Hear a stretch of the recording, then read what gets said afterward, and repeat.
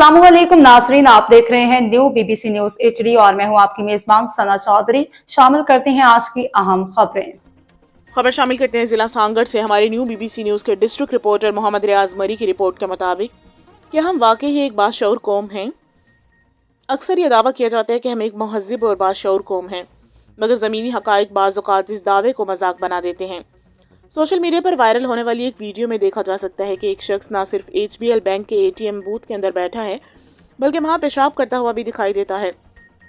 सूरत हाल इस हद तक अफसोसनाक है कि मज़कूरा शख्स ने शायद ये समझ लिया कि सिंध हुकूमत ने आवाम की सहूलत के लिए ATM मशीनों को ही बैतुल खला में तब्दील कर दिया है। ये मंजर ना सिर्फ हैरान कुन है, बल्कि हमारी इज्तमाही सोच, तरबियत और समाजी शऊर पर भी बड़ा सवाल या निशान है। ATM मशीनें अवामी सहूलत के लिए बनाई गई हैं, ना कि ऐसी हरकत के लिए जो तहजीब, अहलाकियात और कानून की खुली खिलाफ वर्जी हों। ऐसे वाक़यात ये साबित करते हैं कि मसला सिर्फ सहूलियात की कमी का नहीं, बल्कि शऊर, ज़िम्मेदारी और एहसास शहरी होने का भी शदीद कमी है। अवाम की सादगी या लाइल्मी ये वाक़या हमें ये सोचने पर मजबूर करता है कि हम वाकई तरक्की की राह पर गामज़न हैं या फिर सहूलतों का दुरुस्त इस्तेमाल सीखे बगैर ही तरक्की का दावा कर रहे हैं।